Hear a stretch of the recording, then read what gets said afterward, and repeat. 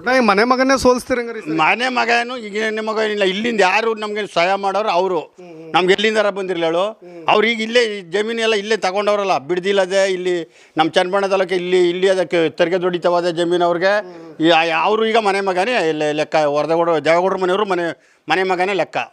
ಹಾಂ, ಅಲ್ಲ ಇಬ್ರು ಒಕ್ಕಲಿಗರೇ. ಇನ್ನೊಂದ್ ಕಡೆ ಬರೋದಿಲ್ಲ, ಅದು ಯಾವ ಕ್ಯಾಸ್ಟ್ ಯಾವ್ದಾರಾಗಿರಲಿ ನಮ್ಗೆ ಕ್ಯಾಸ್ಟ್ ಮೇಲೆ ಬರೋದಿಲ್ಲ. ಒಂದ್ ಕಡೆ ದಲಿತರು ಓಟ್ ಇದಾವೆ, ಮುಸ್ಲಿಮ್ಸ್ರು ಓಟ್ ಇದಾವೆ. ಅವ್ ಯಾವ ಕಡೆ ವಾಲ್ತಾವ ಅವ್ರು ಗೆಲ್ತಾರೆ ಅಂತಾರೆ. ಅವ್ರ ಅನುಕೂಲ ಯಾರಿಗಾಗಿದ್ರೆ ಅವರು ಹಾಕ್ಲಿ, ದಲಿತರು ಹಾಕ್ಲಿ, ಮುಸ್ಲಿಮ್ಸ್ ಹಾಕ್ರಿ, ನಾವೇನು ಕಾಂಗ್ರೆಸ್ಸೇ ಆಗ್ತೀವಿ ಅಂತ ಕೂತವ್ರು. ಹಾಕ್ಲಿ ಬಿಡಿ. ನಾವು ನಮ್ಮ ಪ್ರಯತ್ನ ಇದ್ದಷ್ಟು ನಾವು ಮಾಡ್ತೀವಿ. ನಮ್ಮ ಜಮೀನಿಗೆ ನಾವು ಹೆಂಗೆ ವ್ಯವಸಾಯ ಮಾಡ್ತೀವಿ ಹಂಗೆ ಮಾಡ್ತೀವಿ. ಹಣ ಯಾರು ಜಾಸ್ತಿ ಅನ್ಸ್ತಾರೆ ಅವ್ರು ಗೆಲ್ಲಲಿ ಸರಿ.